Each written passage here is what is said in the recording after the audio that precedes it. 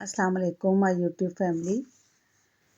आज एक और बहुत खूबसूरत सी स्टोरी के साथ हाजिर खिदमत हूँ और स्टोरी का नाम है वबाल। पुरस्रार मक्खियों की वहशतों का इबरत असर अहवाल। वो मौसम गर्मा का एक नागवार दिन था। सारा दिन घरों की छतों पर बारिश अफसुर्दगी से गिरती रही, जिससे शहर की सड़कों और फुटपाथों को अनगिनत ड्रेन पाइपों से निकलने वाले पानी ने भर दिया था। आसमान और चर्च का गुंबद बड़े स्याह बादलों से ढके हुए थे और अगले चंद घंटे मौसमी लिहाज से अच्छे नहीं लग रहे थे। जब शाम हुई और बारिश थोड़ी देर के लिए रुक गई तो मैं इस पुरानी मेहराब के नीचे से, जिसे मैं बतौर पनाहगाह के इस्तेमाल करता था, इस उम्मीद पर निकला कि रात गुजारने के लिए कोई महफूज जगह तलाश कर सकूं। सर्दी नहीं थी, बल्कि मुंतका हारा की गर्म तेज़ हवा चल रही थी। ऐसा लगता था कि सख्त गरज चमक के साथ तूफ़ान आने वाला है, लेकिन किसी वजह से तूफ़ान में ताख़ीर हो रही थी। मैं इस कदर भूखा था कि मेरी आंखों के नीचे अंधेरा छा रहा था। इस तरह की आवारागर्दी करते हुए मेरे कदम मुझे हॉलबोर्न के इलाके में ले गए, जहाँ मैंने पहली बार वो घर देखा। अगर उस वक्त कोई बेकाबू ट्रक मेरे ऊपर से गुजर जाता तो मुझे इतनी वहशत से नहीं गुजरना पड़ता। घर छोटा लेकिन बहुत पुराना था। वो इलाका ऐसी कदीम एलिज़ाबेथन यादगारों की वजह से जाना जाता था। ऐसा लगता था जैसे इस घर की खूबसूरत ऊंची खिड़कियाँ मेरी गुर्बत पर हंस रही हैं और दीदा दिलेरी के साथ मुझे अंदर आने पर उकसा रही हैं। मुझे दाखिली दरवाजे के ऊपर मखसूस अल्फाज के साथ एक बोर्ड नज़र आया, मकान किराए के लिए खाली है। तो मुझे उम्मीद हुई। काफ़ी वक्त गुजर चुका था, गलियां सुनसान थी और मेरा सर भूख और थकावट से चकरा रहा था। अब हवा रुक गई थी और आसमान बादलों से भरा हुआ था, जो किसी वक्त भी बरस सकते थे। अचानक मेरे माथे पर एक गर्म और चिचिया कतरा आ गिरा। आखिर बारिश शुरू होने लगी थी। मेरे तमाम वसवसे और शकूक फ़ौरन ख़त्म हो गए। बिलाशुबा इस आलीशान घर के अंदर आने वाले तूफ़ान से पनाह मेरी मुंतज़िर थी। मैं एहतियात से दरवाजे के करीब पहुंचा। वो मजबूती से बंद था। मैंने एक एक करके पहली मंजिल की खिड़कियों पर किस्मत आजमाई, लेकिन मैं सदा का बदकिस्मत था। मगर फिर मैंने देखा कि एक खिड़की का शीशा अच्छी तरह बंद नहीं है। मैंने अतराफ़ में नज़र दौड़ाई। गली के कोने पर ड्यूटी देने वाले पुलिस एहलकार का रुख दूसरी तरफ था। फिर दो जोड़े तेज़ी से गुजरे। कोई देखने वाला नहीं था। बस 1 मिनट की बात थी। मैंने शीशा ऊपर किया, हाथ डालकर हैंडल घुमाया और खिड़की खोल दी। फिर अपनी बची खुची ताकत के साथ खिड़की पर चढ़ गया और चंद लम्हों बाद मेरा वजूद बेतरतीबी से घर के फर्श पर पड़ा था। इसके बावजूद कि मैं महफूज जगह पर पहुंच गया था, मेरी कनपटियां सुलग रही थी और दिल तेज़ी से धड़क रहा था। मुझे नहीं मालूम कि मैं कितनी देर तक फर्श पर पड़ा अपनी सांसें दुरुस्त करने की कोशिश करता रहा। शायद चंद लम्हे या 1 घंटा, मुझे कुछ याद नहीं। मेरे मुंह में पिछले 3 दिन से रोटी का एक नवाला भी नहीं गया था, इसलिए मेरे हवास खता थे। आखिरकार मैंने उठकर खिड़की बंद कर दी ताकि किसी को शक ना हो और अपनी जेबों को टटोल कर माचिस तलाश की। जो ही रोशनी हुई, मैं कमरे का मंजर देखकर घबरा गया और तीली मेरे हाथ से गिर गई। वो कमरा 17वीं सदी के महंगे और कदीम फर्नीचर से आरास्ता था। संगे मरमर के बने एक बड़े आतिशदान पर चांदी का एक शमादान रखा था, जिसमें 7 मोमबत्तियां लगी थीं। मैंने फ़ौरन उन्हें रोशन कर दिया ताकि कमरे का अच्छी तरह जायज़ा ले सकूं। पहले मुझे ख्याल आया कि मैं भूख की वजह से फ़रेबे नज़र का शिकार हूं, लेकिन नहीं, ये सब हकीकी था और मुझ जैसे बदकिस्मत बेघर और आवारा ने एक ऐसी जायपना तलाश कर ली थी जिससे मैं अल्फाज में बयान नहीं कर सकता था। वो जगह मुझे अजायब घर का हिस्सा लग रही थी। मैंने एक शमा हाथ में उठाई और कमरे के दरवाजे पर गया, लेकिन दहलीज पर आकर रुक गया। अचानक मैंने खौफ महसूस किया। अगरचे घर बाहर से खाली और लावारिस लग रहा था, मगर अंदर आलीशान फर्नीचर मौजूद था। मेरी हालत काबिल रहम थी। मैं गलत जगह पर चला आया था। अगर घर में मौजूद कोई फ़र्द मुझे देख लेता तो फ़ौरन पुलिस के हवाले कर देता। مجھے یاد آیا کہ پولیس اہلکار گلی کے موڑ پر بالکل قریب کھڑا ہے۔ اگر وہ یہاں آ گیا تو میرے تمام بہانے ناقابل یقین لگیں گے۔ گھر کے مالک کے نقطہ نظر سے میں ایک حقیقی چور تھا۔ جیل، اگرچہ اس سے مجھے فی الحال پناہ گاہ فراہم ہو جاتی، لیکن میرے فطری غرور نے ہمیشہ مجھے جیل کے فوائد کو ترک کرنے پر مجبور کیا تھا۔ بہرحال مجھے کیا فخر ہو سکتا ہے؟ میں اس کے بارے میں سوچ کر مسکرا دیا۔ اپنی ناقابل رشک کیفیت کو یاد کرتے ہوئے اسی وقت میں نے پہلی بار دو خوفناک آواز سنی۔ پہلے میں سمجھا کہ یہ ناقابل فہم بھنبھناہٹ یا شور میرے سر میں پیدا ہو رہا ہے، جس کی وجہ میری کمزوری اور تھکاوٹ ہے، مگر گونج بڑھ رہی تھی۔ ایسا لگتا تھا جیسے کوئی نظر نہ آنے والا طیارہ گھر کے اوپر چکر لگا رہا ہے۔ میں رک گیا اور اس پریشان کن سنسناہٹ سے چھٹکارا حاصل کرنے کے لیے زور زور سے اپنا سر ہلانے لگا، لیکن گونج بند نہ ہوئی۔ ایسا لگتا تھا جیسے میں نے اپنا سر شہد کی مکھیوں کے چھتے میں دے دیا ہو۔ جیسے ہی یہ مماثلت میرے ذہن میں آئی، میں نے محسوس کیا کہ کمرہ گرم ہو گیا ہے۔ میں ڈگمگاتی لو کی روشنی میں آگے بڑھا اور بھاری دروازے کو دھکیلا۔ وہ کھل گیا اور میں نے اگلے لمحے خود کو ایک کشادہ ہال میں پایا اور اسی لمحے گونج بند ہو گئی۔ میں نے شمع کی روشنی میں نظر دوڑائی۔ مجھے باورچی خانے کی تلاش تھی، جہاں سے کچھ کھا کر میں اپنا پیٹ بھر سکوں۔ آخر دائیں طرف مجھے ایک اور دروازہ نظر آیا۔ مجھے خیال آیا کہ یہ راستہ باورچی خانے کی طرف جاتا ہوگا۔ یہ سوچتے ہوئے میں اس کی طرف بڑھا کہ وہاں کھانے کے لیے کچھ ضرور مل جائے گا۔ میں احتیاط کر رہا تھا اور ڈر رہا تھا کہ کہیں لکڑی کے فرش پر قدموں کی آہٹ گھر کے مکینوں کو ہوشیار نہ کر دے۔ میں نے دروازے کو احتیاط سے کھولا تو دیکھا کہ میں دیوان خانے میں کھڑا ہوں۔ مجھے سامنے ایک راہداری نظر آئی۔ مجھے خیال آیا شاید اس طرف باورچی خانہ ہوگا۔ میں شمع کو اپنے سر سے اوپر اٹھائے راہداری میں آگے بڑھا۔ میرے دائیں طرف ایک اور دروازہ تھا، وہ شاید باورچی کا کمرہ تھا۔ میں نے اپنے بائیں طرف دیکھا اور تقریباً خوشی سے چیخ اٹھا۔ باورچی خانے کی چھوٹی میز پر ایسا شاندار کھانا رکھا ہوا تھا جس کا میں نے کبھی خواب میں بھی تصور نہیں کیا تھا۔ میں نے شمع دان کو فوراً فرش پر رکھ دیا اور کھانے پر جھپٹا مار دیا۔ بد تہذیب معاشرت کے تمام اصول پلک جھپکتے ہی ہوا ہو گئے۔ آخر میں ایک جاندار تھا، ایک ایسا انسان جس نے کئی دنوں سے کچھ نہیں کھایا تھا۔ کس کی ہمت تھی کہ مجھے اس حقیقت پر ملامت کرتا کہ میں اپنے تھکے ہوئے کمزور جسم کو تسکین نہ پہنچاؤں اور اپنے خالی پیٹ کے جہنم کو برداشت کرتا رہوں۔ جب میں نے پیٹ بھر کر کھانا کھا لیا تو پھر وہ خوشگوار اور تکلیف دہ آواز دوبارہ میری سماعت سے ٹکرانے لگی، ایک ہلکی بنبناہٹ۔ لیکن اب میں یقین سے کہہ سکتا تھا کہ یہ بھوکے پیٹ کا فریب نہیں ہے۔ میرا ذہن صاف ہو چکا تھا۔ میں نے اپنا گلاس نیچے کیا جس سے میں نے ابھی کچھ میٹھی شراب سے بھرا تھا اور غور سے سنتا رہا۔ ہاں، آواز خوابگاہ سے آ رہی تھی۔ شراب کا ایک گھونٹ لینے کے بعد میں دروازے کی طرف بڑھا اور اپنا کان چابی کے سوراخ پر رکھ دیا۔ بھن بھن بھن۔ ہاں، یہ غلط نہیں تھا، آواز وہیں سے آ رہی تھی۔ میں نے دیکھنے کا فیصلہ کیا کہ وہاں کیا ہو رہا ہے، لیکن مجھے چابی کے سوراخ سے کچھ نظر نہ آیا۔ کمرے میں بہت اندھیرا تھا۔ میں نے سوچا واپس پلٹ جاؤں، لیکن اچانک ایک عجیب سی خواہش نے مجھے اپنی گرفت میں لے لیا۔ میں شدت سے جاننا چاہتا تھا کہ یہ گونج کہاں سے آ رہی ہے۔ میں نے گھر کے مکینوں کے بیدار ہونے کے خطرے کے باوجود دروازے کے ہینڈل کو احتیاط سے گھمایا۔ گونج فوراً بند ہو گئی۔ میں نے دھیرے سے دروازہ کھول کر اندر دیکھا تو میرا دل خوف سے لرز اٹھا۔ کمرے کے وسط میں 2 کرسیوں پر ایک تابوت رکھا تھا اور اس کے ساتھ فرش پر 2 شمعیں روشن تھیں۔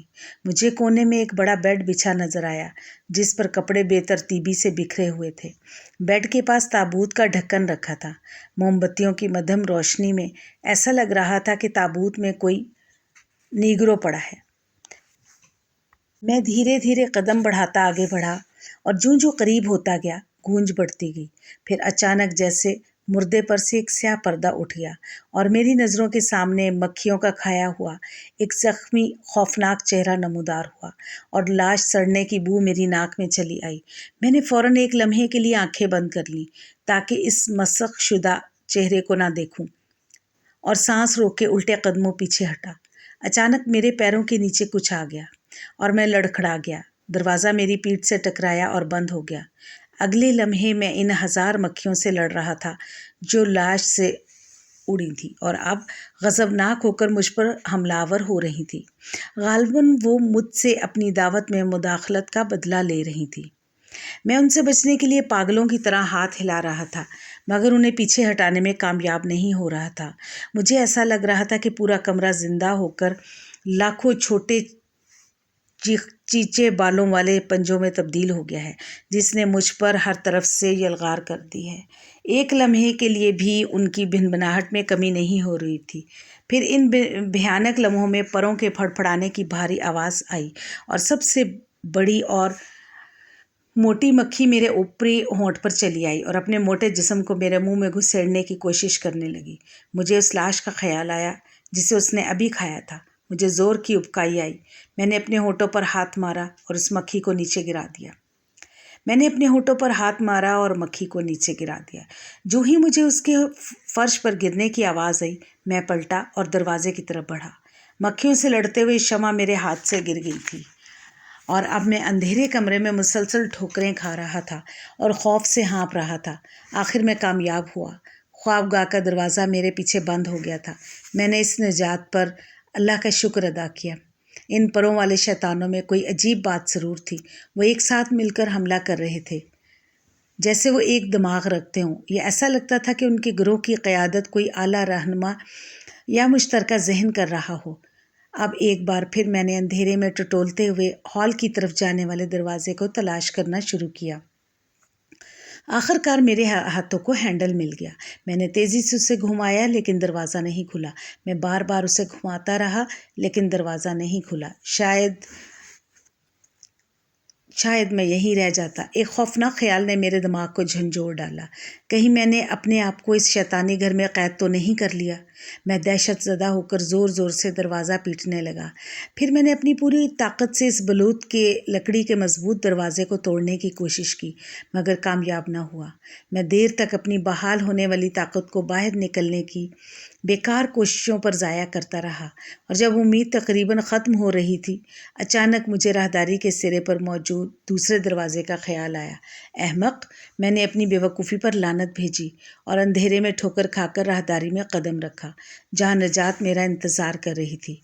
मैं पिछले दरवाजे से बाहर निकलने की उम्मीद में उस दरवाजे तक जा पहुंचा और उसका कुंडा घुमाया। ओ खुदाया, मेरी हंसी दम तोड़ गई। वो मलून दरवाज़ा भी नहीं खुल रहा था। मैंने उसे धकेला, फिर अपनी तरफ खींचा, लेकिन बेसूद। आखिर में दीवान खाने में वापस चला आया। वहाँ कोई खिड़की नहीं थी, बस एक रोशनदान था जिसमें से हल्की रोशनी अंदर आ रही थी। मैं सख्त परेशान था कि इस कैद खाने से कैसे निकलूं। फिर मेरे हसास कानों ने कुछ खुरचने की आवाज़ें सुनी। ऐसा लगता था कि वो वहशी मक्खियाँ अपने नुकीले पंजों और दांतों से दरवाजे में सुराख कर रही हैं। अचानक गली में कहीं दूर से घंटी की आवाज़ सुनाई दी। मैं गौर से सुनता रहा, फिर सर उठाकर रोशनदान की तरफ देखा। आखिर मैंने एक अलमारी खिसकाई और रोशनदान के नीचे ले आया और उस पर चढ़कर बाहर देखा। रात को ये मानूस जगहें भी कितनी अजीब और बदली हुई लगती हैं। ये वो गली नहीं थी जहाँ से गुजरकर मैं घर में आया था। आसपास के मकानात इतने करीब आ गए थे कि लगता था कि आप हाथ बढ़ाकर उन्हें छू सकते हैं। मैंने देखा कि उन पर कुछ अजीब से रंग किए गए थे और छतें इतनी करीब हो गई थी कि रोशनी के लिए मुश्किल से गुंजाइश निकल रही थी। बस घरों के दरमियान आसमान की तंग पट्टी नज़र आ रही थी। घंटी की आवाज़ करीब आती जा रही थी। मैंने पत्थरों से बनी सड़क पर कोच के भारी पहियों की आवाज़ सुनी। फिर एक नागवार सी तकरार सुनाई दी, जैसे कोई कुछ आवाज़ लगा रहा हो, लेकिन अल्फाज समझ में नहीं आए। रात के इस वक्त कौन सा सौदागर अपनी कोच लेकर यहाँ आ गया है? मैंने सोचा, लेकिन वो जो भी था, मैं उससे मदद मांग सकता था। बस मुझे किसी तरह उसकी तवज्जो अपनी तरफ मबजूल कराना थी। मैंने नीचे देखा। रोशनदान बहुत ऊंचाई पर था। वहाँ से छलांग लगाना नामुमकिन था। आखिरकार कोच गली में नमूदार हुई। वैगन पर एक के साथ दूसरा शख्स भी बैठा था। मैंने महसूस किया कि इन दोनों के चेहरे ऐसे उदास थे जैसे कोई बहुत संगीन वाक़या रूनुमा हुआ हो। मैंने कमरे में नज़र दौड़ाई तो मेज़ पर एक पुरानी वज़ा की लालटेन रखी देखी। میں الماری سے نیچے اترا اور اسے جلا کر روشن دان کے پاس لے آیا، پھر آہستہ آہستہ ادھر ادھر جھلانے لگا۔ مجھے یقین تھا کہ جلد ہی وہ مجھے دیکھ لیں گے، وہ رکیں گے اور اس لعنتی گھر سے نکلنے میں میری مدد کریں گے۔ لو، انہوں نے مجھے دیکھ لیا اور ہاتھ ہلایا، لیکن وہ آدمی عجیب بے قراری کے ساتھ کیوں چیخ رہا ہے؟ میں نے مسکرا کر سر ہلایا اور انہیں قریب آنے کا اشارہ کیا، اور پھر اس کی آواز میرے کانوں تک پہنچی۔ وہ گھر کی طرف انگلی اٹھائے کہہ رہا تھا، مردے لے آؤ، مردے لے آؤ۔ کیا میں غلط سن رہا ہوں؟ اسے گھر میں آئے بغیر کیسے پتہ چلا کہ یہاں ایک لاش موجود ہے؟ پھر اس نے گاڑی کے پچھلے حصے کی طرف اشارہ کیا جس میں کچھ لدا ہوا تھا۔ میں نے غور سے دیکھا، گاڑی میں ایک ناقابل یقین خوفناک ڈھیر سا جمع تھا۔ جب چاندنی اس پر پڑی تو واضح ہوا کہ وہ کچھ مردہ انسان تھے، آڑے ترچھے پڑے ہوئے، اور ہاں کچھ زندہ بھی، مگر موت سے بدتر حالت میں۔ میری سمجھ میں نہیں آ رہا تھا کہ یہ کیا ہو رہا ہے۔ میں نے سامنے والے مکانوں کی طرف دیکھا اور زوردار چیخ ماری۔ ہر دروازے پر ایک بڑا کراس کا نشان لگا تھا، موت اور نا امیدی کا نشان۔ پوری دنیا میں قابل فہم طاعون کا کراس ہر گھر پر موجود تھا۔ کوچ چلی جا رہی تھی اور میں حیرت سے بت بنا کھڑا ہو گیا۔ کیا میں 3 صدیاں پہلے کسی گھر میں چلا آیا تھا؟ میں نے سوچا، شاید میں اس محراب کے نیچے مر گیا تھا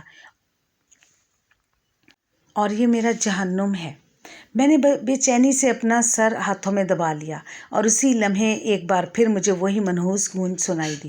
میں نے خوف سے کانپتے ہوئے لالٹین کو سر سے اوپر اٹھایا اور دروازے کی طرف بڑھا۔